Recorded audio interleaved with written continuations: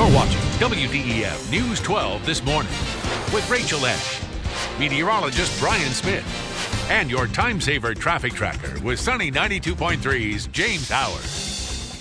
Good morning and thanks for joining us. The United Way annual campaign is underway, and here with an update is the Vice President of Resource Development at the United Way of Greater Chattanooga, Brent Taylor. Thanks for joining us today. Thank you, Rachel. Appreciate it. This is important. This is the money that we raise that we use for the rest of the year to Correct. fund how many programs? We're funding approximately 78 programs through 42 different avenues with partner agencies and different things that are going on. Most of this decision-making and budgeting and allocations will come together over the next couple of months as we pull the numbers in and things come together of what they will be spending next year on their programs. And this is what really helps these organizations because they rely heavily on the United Way funding. Tremendously. As far as some of them, they need this funding to make these programs work as efficiently and effectively as they do. What's nice about donating to the United Way is we know where every dollar goes.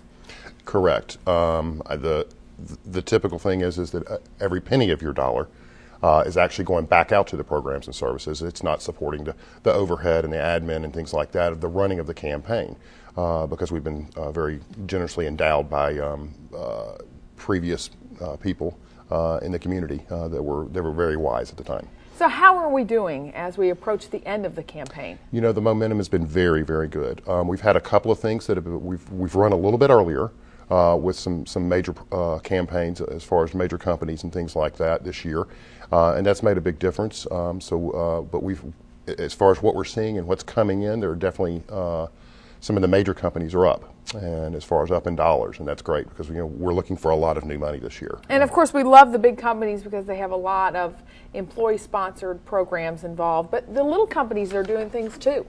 Yes. As far as just some of the different things, there was a company last week that did their actual kickoff, and they actually met from their 3 different office locations here in town, about 50 people.